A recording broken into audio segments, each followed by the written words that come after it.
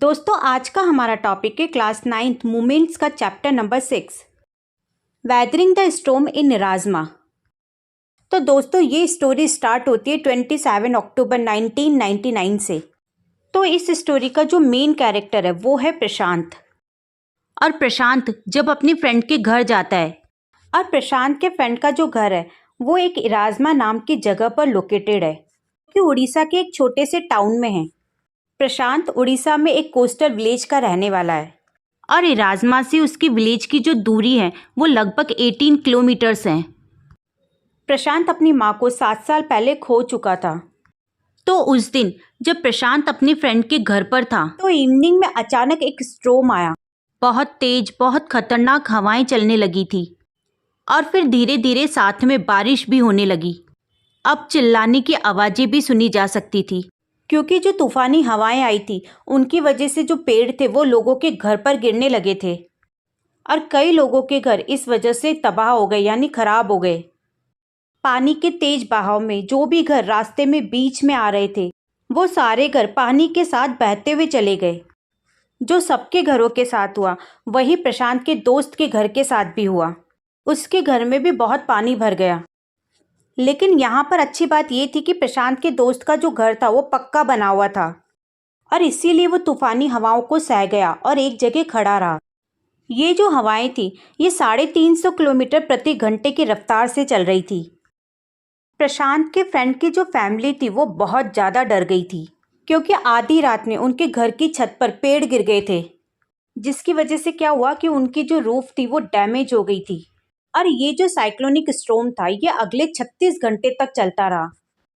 पानी के बढ़ते लेवल की वजह से प्रशांत और उसके दोस्त की फैमिली ने उनकी रूफ पर शेल्टर लिया। अब जब दूसरे दिन सुबह हुई तो प्रशांत ने उस रूफ से साइक्लोन की तबाही का नज़ारा देखा और जितनी दूर तक देख सकता था उससे सिर्फ पानी ही पानी नजर आ रहा था और कई जगह घरों के टूटे हुए हिस्से पड़े हुए थे। एनिमल्स और ह्यूमंस की डेड बॉडी पानी में इधर उधर तैर रही थी और उनकी छत पर जो पेड़ गिरे थे वो कोकोनट के थे, जिसकी वजह से उन्हें 2 दिन तक कोकोनट और कोकोनट वाटर मिलता रहा, जिसकी वजह से वो लोग सरवाइव कर पाए। 2 दिन बीत चुके थे लेकिन अभी तक सब लोग बहुत ज़्यादा डरे हुए थे। बारिश की बूंदों ने प्रशांत के आंसुओं को भी धो डाला था। प्रशांत को बस यही डर था कि एक बार फिर से वो अपने किसी को खो बैठेगा, और यही चिंता प्रशांत को अंदर ही अंदर खाए जा रही थी। अब 2 दिन बाद बारिश रुक गई, लेकिन ये 2 दिन ऐसे बीते थे जैसे कोई 2 साल निकले हों, और अब बारिश के पानी का लेवल भी धीरे धीरे कम होता जा रहा था। हालांकि अभी भी खतरा टला नहीं था, लेकिन प्रशांत अब और टाइम वेस्ट नहीं करना चाहता था और अपनी फैमिली की तलाश में वो निकल पड़ा। प्रशांत के फ्रेंड की फैमिली ने उसे बहुत रोकना चाहा, लेकिन प्रशांत ने ठान लिया था और उसने अपने साथ एक लंबी और मोटी छड़ी ले ली और चल दिया अपने 18 किलोमीटर के सफ़र पर। ये उसकी ऐसी जर्नी थी जो वो अपनी लाइफ में कभी नहीं भूलेगा। अपनी छड़ी की हेल्प से वो धीरे धीरे आगे बढ़ने लगा था, ये देखने के लिए कि पानी आगे कितना गहरा है। कई ऐसी जगह भी आई जब बीच में उसे रोड नहीं मिला तो उसे तैर कर जाना पड़ा। अब कुछ दूरी पर जाने के बाद उसे अपने अंकल के 2 दोस्त मिले जो अपने अपने गांव लौट रहे थे। अब प्रशांत और उन्होंने साथ साथ चलने का डिसीजन लिया, लेकिन रास्ते में जो जो सीन उन्हें दिखाई दिए उससे उनके दिल बैठ गए, क्योंकि उन्हें कई बार एनिमल्स और ह्यूमंस की डेड बॉडी को साइड में कर कर आगे निकलना पड़ता था। अब जैसे जैसे वो आगे बढ़ते जाते और जिस भी गांव में जाते उन्हें मुश्किल ही कोई घर खड़ा दिखाई देता।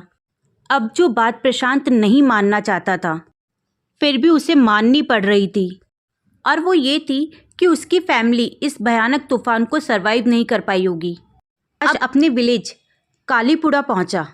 वहां उसने देखा कि उसके घर के टूटे फूटे हिस्से इधर उधर पड़े थे और घर की कुछ चीज़ें तो गायब ही थी और कुछ पेड़ों की ब्रांचेज में फंसी हुई थी।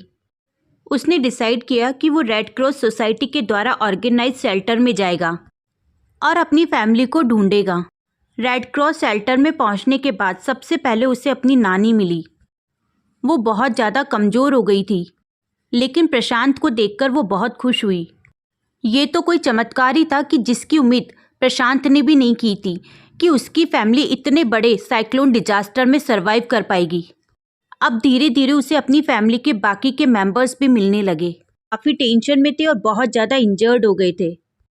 अब प्रशांत को ये बात समझ में आ गई थी कि उसे अपने इमोशंस पर कंट्रोल रखना होगा और अपनी करंट सिचुएशन को संभालना होगा। शेल्टर में रह रहे 2500 लोग बहुत ज़्यादा दुखी थे और 86 लोग साइक्लोनिक डिजास्टर में मारे जा चुके थे। अब तक लोग कोकोनट से अपना गुजारा कर रहे थे, लेकिन अब ये पॉसिबल नहीं था। प्रशांत, जो कि 19 साल का था, उसने ये डिसाइड किया कि वो उन गांव वालों को लीड करेगा। उसने गांव वालों के ग्रुप बनाए जिसमें बड़े और छोटे दोनों तरह के लोग थे। उन्होंने लोकल व्यापारियों को फोर्स किया कि वो अपना जमा किया हुआ राशन गांव वालों में बांटें।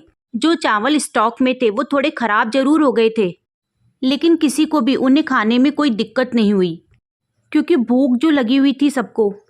पेड़ों की डालों को तोड़कर आग जलाने में यूज़ किया गया और उस आग पर चावल पकाए गए। तब जाकर 4 दिन बाद लोगों को कुछ खाने को नसीब हुआ। अब दूसरा जो टास्क था वो था शेल्टर को क्लीन करने का। उन सब ने मिलकर शेल्टर में फैला हुआ गार्बेज, डेड बॉडीज और यूरिन सबको साफ कर दिया। अब 5वें दिन उनके शेल्टर के ऊपर से एक मिलिट्री एरोप्लेन उड़ा और उसने फूड पार्सल्स नीचे फेंके। हालांकि फिर वो दोबारा नहीं लौटा। तब ग्रुप के यंग लोगों ने बर्तन इकट्ठे करे और छोटे छोटे बच्चों को रेत पर लिटा दिया और वो जो बर्तन थे वो उनके पेट पर रख दिए ताकि वो हेलीकॉप्टर्स को इंडिकेट कर सके कि उन्हें खाने की बहुत ज़्यादा ज़रूरत है। अब जब हेलीकॉप्टर्स को मैसेज मिला तो वो खाने की चीज़ें और कुछ बाकी चीज़ें जिनकी शेल्टर में ज़रूरत थी वो शेल्टर में गिरा गए। साइक्लोन की वजह से बहुत सारे बच्चे अनाथ हो चुके थे। शेल्टर में जो औरतें थीं वो उन बच्चों की देखभाल कर रही थी और आदमी लोग सबके लिए फूड का अरेंजमेंट करते थे। अब कैसे जैसे दिन बीतते गए, औरतों और बच्चों की सैडनेस बढ़ने लगी। प्रशांत ने एक एनजीओ जिसका नाम था फूड फॉर वर्क, उसमें काम करने के लिए रिक्वेस्ट की और बच्चों को बिजी रखने के लिए उसने स्पोर्ट्स इवेंट ऑर्गेनाइज किए। इतना ही नहीं, वॉलंटियर्स की मदद से विधवा हो चुकी औरतों और अनाथ बच्चों को फिर से नॉर्मल लाइफ में लाने के लिए बहुत कोशिशें की। अब गवर्नमेंट ने प्रपोजल रखा कि विडोज़ और ऑर्फन बच्चों के लिए एक अलग से जगह बना देते हैं, लेकिन प्रशांत ने ये कहकर मना कर दिया कि इससे वो अपने आप को सोसाइटी से अलग मानेंगे। तब उन्होंने ये डिसाइड किया कि जो बच्चे अनाथ हैं वो उन विडोज़ के पास चले जाएं जो अकेली हैं या फिर जिनके पास बच्चे नहीं हैं, जहां उन्हें प्यार और सुरक्षा दोनों मिलेगी। इतने बड़े डिजास्टर के 6 महीने बीतने के बाद प्रशांत अपनी माँ को खोने के दुख से बाहर आ चुका था। दूसरों की मदद करते करते वो अपना दुख भूल चुका था। सभी विधवा औरतें और बच्चे प्रशांत को बहुत उम्मीदों से देखते थे, जिसकी वजह से प्रशांत ने अपने दुख पर कंट्रोल करना सीख लिया था और उसने धीरे धीरे हंसना भी सीख लिया था।